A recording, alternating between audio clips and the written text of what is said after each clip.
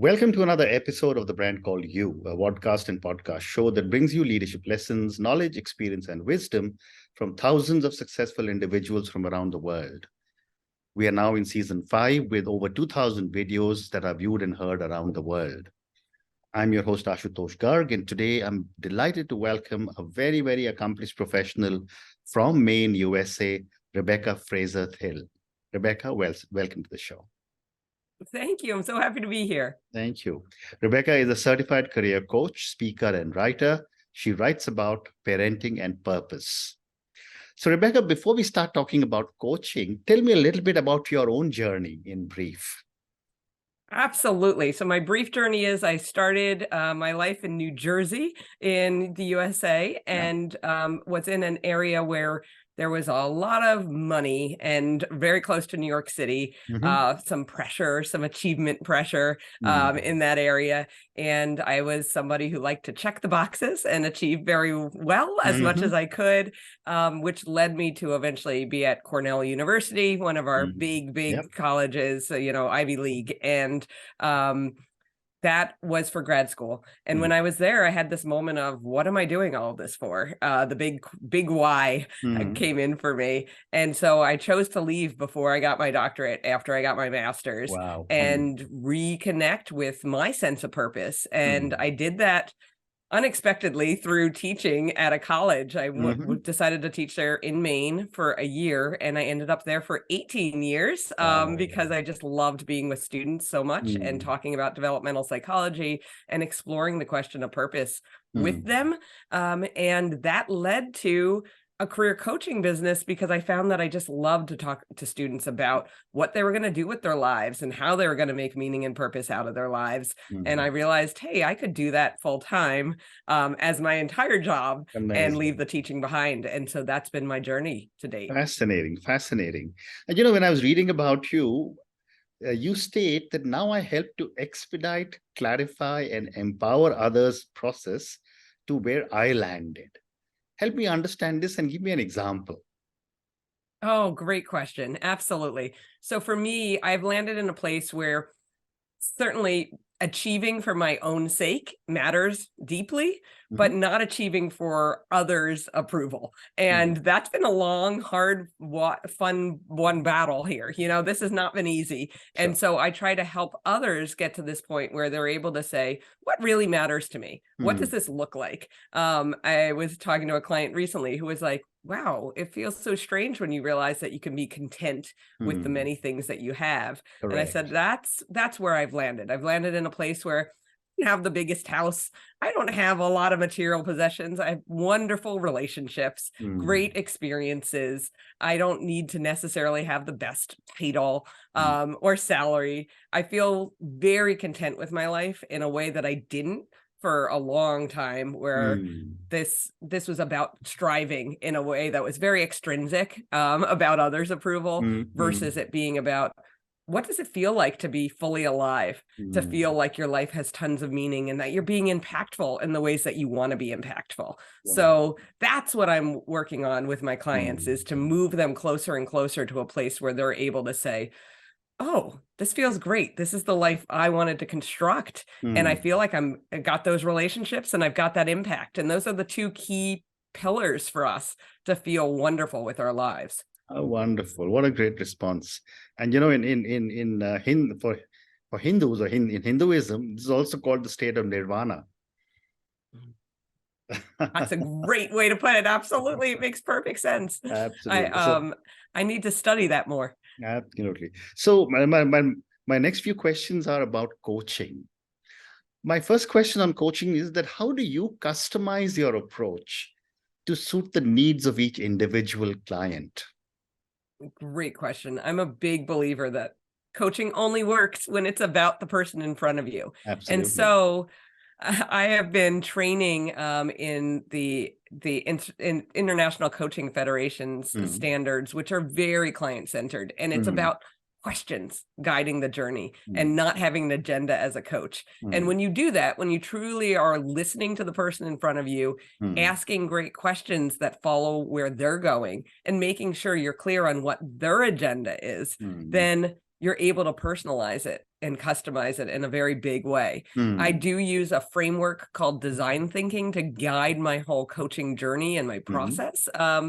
But within that, there's lots of room to customize. What does it look like for each person to figure out who they are and articulate that? What does it look for the person in front of me to do the brainstorming process or do some networking and reach out to people and explore paths? It's going to look very different depending on who's there. And if I use questions to guide me rather than using that advising model where I'm telling them, then it can be very, very personalized. And the more I train in coaching, even though I've been doing this for 10 years, I'm on this ongoing professional development journey, the better I get at personalizing it. So Well it's been said. really fun to gain some Well new said. skills around that.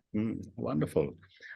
And based on all the people you have worked with, what are some of the common career-related issues or challenges your clients face, and how do you help them? Yeah, so really common is a lack of clarity. I don't know what I want to do with my career. I feel lost. And this is at all ages and stages, right? People Correct. often think young 20-somethings might experience that. Well, sure, some of them do, but so do 30, 40, 50, 60, 70, 80-somethings. People are questioning, what am I doing with my work? And even people who are in those retirement years where they're not working for income, they're still doing work in the world and they're questioning it. So that's the big one is I'm feeling lost, confused. I've done these things. Where am I going next? The other big one that comes up a lot is what we call imposter syndrome, which is that sense that you're just fooling everybody, that you're pulling the wool over everybody's faces saying, oh, I'm wonderful, but you're about to be found out to be a fraud. That comes up all the time in my practice as well. It's often related to some of the confusion too, because there's some of this, like me, they were doing a lot of achieving for the external appraisal and they actually want something different inside. And that can create that disconnect where you start to feel like an imposter. So we have to work through all sorts of things around self-worth as well that are tied up in our careers, especially in America. We do a real good job of tying up our worth with our careers in a not healthy way. So we have to untangle that in a big way. Well said. And, one of the things that happens with most coaching relationships is goal setting. So my question is, how do you incorporate goal setting and what strategies do you recommend for setting goals for careers? Great question. Absolutely. So goals look different, obviously, depending on the client. But one thing I always like to get super clear on is their desired timeline. It's one of the first questions I ask. So if they're trying to make a career change, it's like, what are you looking at for this? Where are we trying to get you placed? At what point in time? And then we consider how feasible it is. If somebody says to me, oh, I want to be in a whole new career in 4 weeks, we've got to talk about that. That's not going to be a possible goal, but you're looking 3, 4, 5, 6 months out. Absolutely. So timeline's really key to goal setting. And then we get very specific about the milestones between here and the big change. So when it's a career change, we've got these different steps of articulating themselves, brainstorming, and then prototyping. So trying out different careers.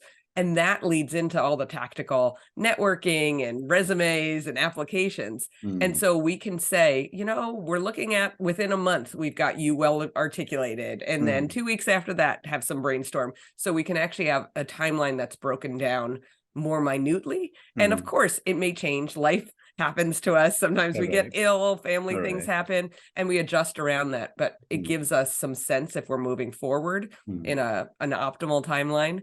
And so between those two pieces, it's really key. The other third piece I'll say is that for goal setting, I like to really get clear on the why of it, because again, we want to unhook from doing this for external reasons. And the more it's driven from the person inside of themselves, not to make their parents proud, not to create some kind of reward that doesn't really matter to them, the more we recognize, okay, why are you doing this? Why does this matter to you? What is this about? The more they're motivated to do it. And then we can keep coming back to it in the hard times, which are inevitable when you're working towards a goal, to say, remember, you were doing this because you really wanted to get physically healthy, and the job you've been doing has been really depleting your physical health. And we have that moment of, oh yeah, and then you get the boost of motivation again. Well said. Great response.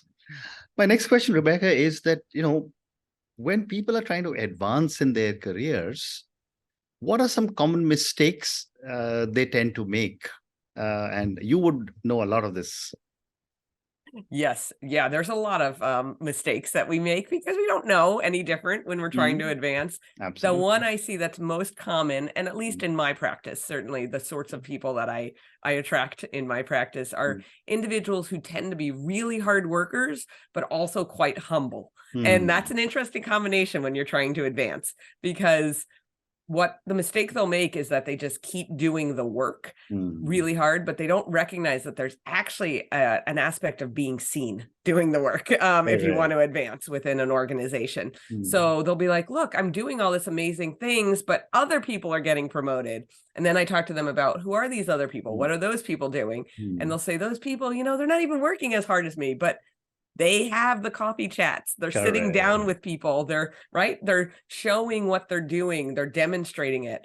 And so working with my very humble clients, I have to get them to the point of saying, how do we do this in a way that feels right to you, but is going to actually demonstrate, hey, I've been doing this work. I helped make this improvement happen. I helped create this percentage increase in whatever the productivity is or whatever the goal is. And being able to have the right people see you doing that, which feels uncomfortable to a lot of my clients, but it's the key thing I find in the biggest mistake that people make in trying to advance. And of course, doing it, the other mistake is the flip side, where you're not actually doing the work to back up all the saying, hey, look, I'm wonderful.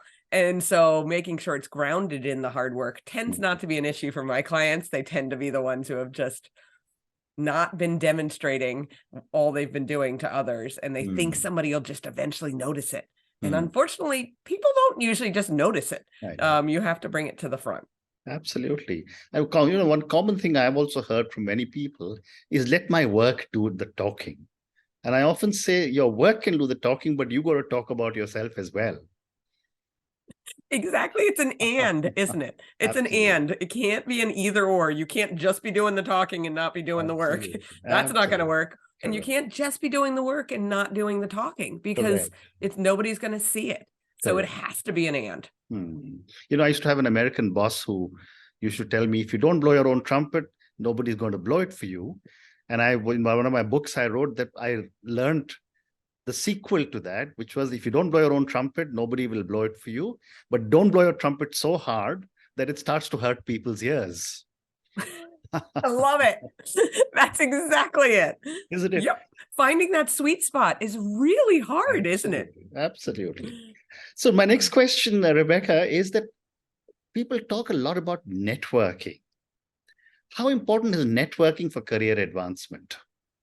Oh, it is super important, but not in a transactional way. So many people think of networking as something a little bit slimy. It's like you're using people, and certainly some people do it that way, but it's not very successful when you do it that way. It's short-lived. It might have a little bit of an impact quickly, but then it's going to come back and get you in the end that you were doing this in a very transactional way. So true networking is about building relationships. And what's better than that? We know that the number one pillar for meaning is relationships. So if we want to feel meaning in our lives, build a bunch of really strong relationships and we're going to feel great. And so for me, I believe that networking is an opportunity to build those relationships and really get to know people, understand what their wants and needs are and the ways you can support them in those. And inevitably that comes back around to you in a variety of ways. And if it doesn't, that's not really the point anyway. So the more we can take a relational stance to networking, the more you've got a whole bunch of people who are on your side, who recognize that you've done things for them and supported them. And more times than not, they're really willing to support you as well.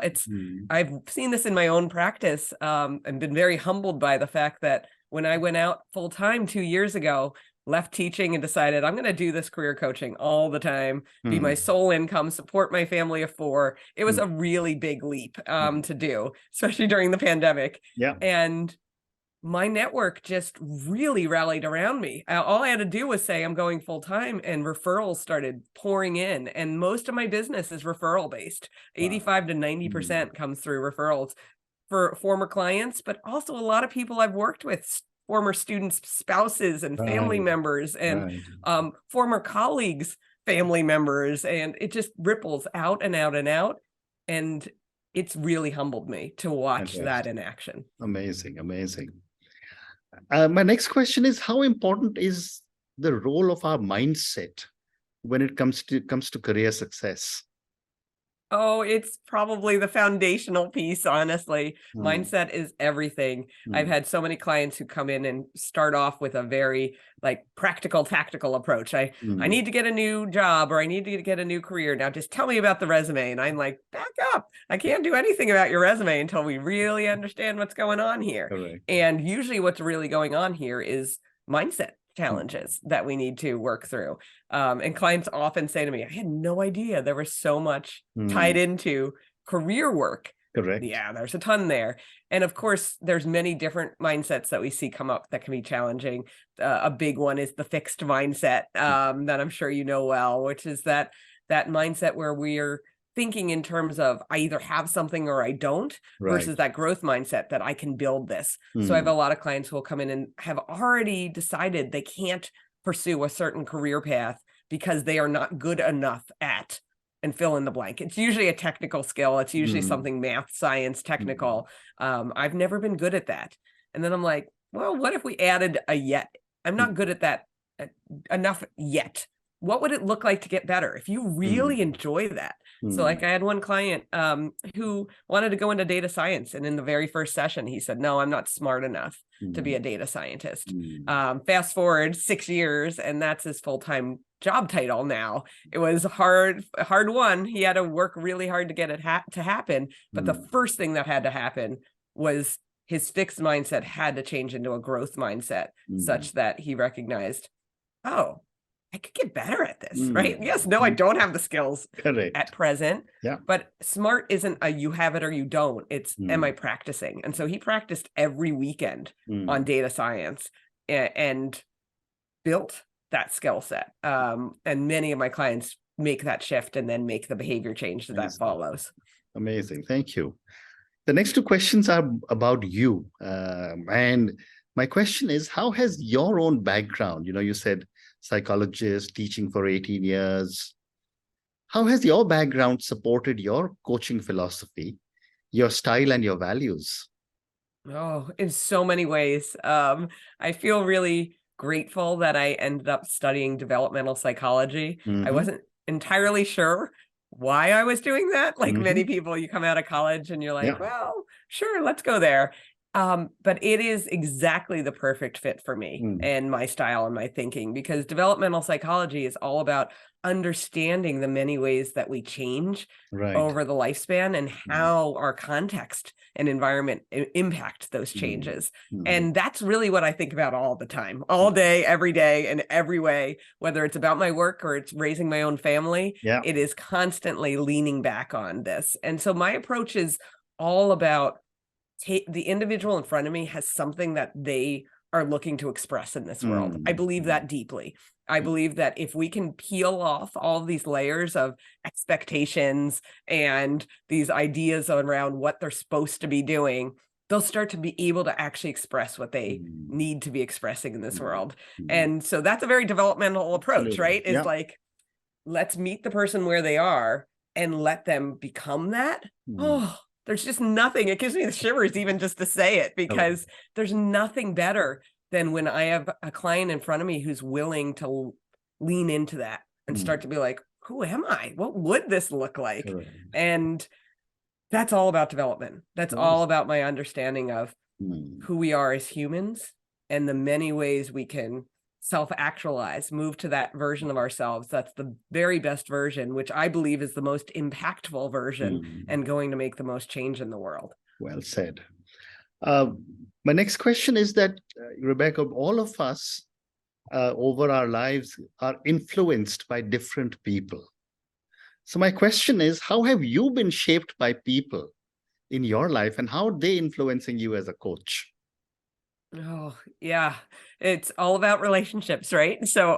So many people have and continue to influence me, and I'm meeting new people all the time who Right. continue to have new influences on me, which is really fun. Mm. As the developmentalist, I'm like, it doesn't Correct. stop, right? It doesn't end. But of course, my early influences were my parents, Mm. and thankfully they are still alive and actually are both still working in the late 70s, Fabulous. Wow. because they are people who have found work that they really enjoy, and Mm. so they haven't retired. They just Wonderful. keep going. And so that's been an influence on me, is watching them with their own work and how they've explored their way through it. My dad, in a very linear way, like straight out of high school, actually just had a Mm. full-time job and has been in the tech world for the whole time, but has Wow. experienced layoffs, and watching him Mm. bounce back has made me think about way back. I would think about, oh, how do people Mm. handle that Mm. moment? And look Mm. at what it does to their sense of identity. I remember watching my dad and thinking about these Mm. things that now affect my coaching, and him talking about how he worked through it. And they're both very grounded people Mm. who believe deeply in making the most of the life you have. They Mm. lived in their same house their whole life. It's not a big flashy house. They just bought it and stayed in it, and they've built a beautiful life right where they are. Fantastic. And that has very much affected me. The other major influence is my husband, who I met at the age of 15. So he's been Amazing. with me for a long time in the since Yeah. high school. And he's someone who really just always brings me back to center. Mm. And I have to say, a lot of my coaching approach and philosophy has come Mm. from me being around him, because he's Mm. somebody who's always, from the moment I met him, knew who he was and was willing to just be his truest self. And part of that's that he has dyslexia. So Mm. when I met him in high school, he had a learning disorder, and he had to navigate a school system that was very competitive, very Mhm. achievement focused, Mm. with this impediment. And from that, he gained this sense of self that I didn't have, Mhm. because I was leaning on all my good grades and my Correct. accolades to be able to say, hey, that's who I am. Yeah. But when you strip all that off, who are you really? And my husband, Brian, knew that. He had a really hard road to figure that out. But by the Mm. time I met him at 15, he already knew. And I Mm. was like, what's that look like? How do I get there? And I feel like that's been my journey over the last 30 Fabulous. years or so, is Fabulous. figuring that out. Fabulous. Thank you for sharing this with me. I have time for one more question, and I know that you do a lot of writing on the subject of parenting and purpose. Tell me a little bit about the kind of stuff that you're writing. Yeah, great question. So the parenting, I don't do as much now as I used to, but I've done a lot over time on parenting, Mm. leaning on my developmental psychology background. Mm. And I'm a big believer that there's so much in the field of psychology that isn't accessible to the public. That's Mm. something that was driving me even in college. I kept saying, why do I get to learn this in college and Mm. others aren't getting to hear that? There's Mm. been a big shift, thankfully, over the time since I was in college, where there's been more dissemination of psych information, and Mm. positive psychology as a movement has really changed the way people are using Mm. research. So that's been wonderful to see. But the parenting work is really about helping people know what we know in the literature and then make it Correct. their own, because parenting is a journey where you Absolutely. have the Mm. unique person in front of you, and there is no one way to do it. That's for Mm. sure. So Absolutely. we have research to lean on, but I'm a big believer in, like, figure out Fantastic. your own child, and each one's different. So that's the parenting. And then the purpose writing, I really love writing for Forbes, all about meaningful work and Mhm. purpose, and the ways it plays out, both in practical ways and in ways that are more like the philosophical. So I was able to dive into a lot on the more philosophical side during the pandemic. Like, what does it mean to have purpose when we're stuck at home every day, all day? So what's it look like to create purpose in the moment? And then more recently, I've been able to dive into, like, the imposter syndrome. Mhm. And one of my most popular articles is about, what does it mean when you come back from vacation Mhm. and you don't want to return to work? Does that mean you hate your job? What does Yeah. that mean? Mm. And so questions like that are really questions of purpose at their Mm. core. Fantastic. So I'm going to ask you one more question, and this is for the thousands of people who will listen to our conversation. Based on your own amazing journey, what would you say are 3 lessons relating to careers that you would want our viewers and listeners to take away?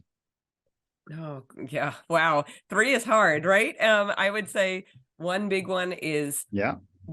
be sure to get to know who you are Hmm. and what you truly want. So get Hmm. to that core level, that Yeah. it's not about pleasing others, getting the accolades, Hmm. because you're gonna be most impactful in that way. Correct. And Correct. then a second one is around that impact question. It Hmm. really is a question of understanding what makes you feel like you're coming alive, Hmm. so that you are going to do the most good in this world, whatever Hmm. that means. And it's probably going to in some way relate to relationships. We keep Correct. coming back to that word, Correct. relationships. So I Correct. think that's a big piece. When you're thinking Hmm. about impact, I often am nudging people to be like, it's not about us alone. It's always got to be beyond ourselves. And that's Hmm. usually got relationships Yeah. involved. Yeah.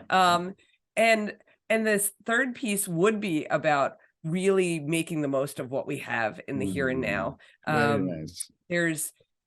There's always struggle and challenge and so many varieties of what we have in the here and now. Hmm.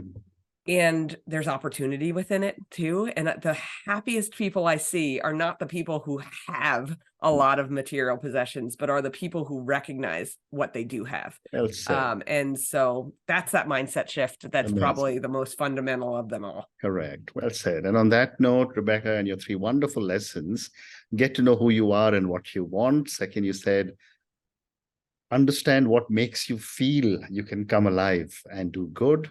And the third one, you said, which is so, so powerful and important, make the most of what we have or what you have. Thank you so much for speaking to me about your own amazing journey. Thank you for talking to me about so many different aspects of coaching. Thank you also for speaking to me about parenting and purpose. Thank you again and good luck. Thank you for listening to the Brand Called You videocast and podcast, a platform that brings you knowledge, experience, and wisdom of hundreds of successful individuals from around the world. Do visit our website www.tbcy.in to watch and listen to the stories of many more individuals. You can also follow us on YouTube, Facebook, Instagram, and Twitter. Just search for the Brand Called You.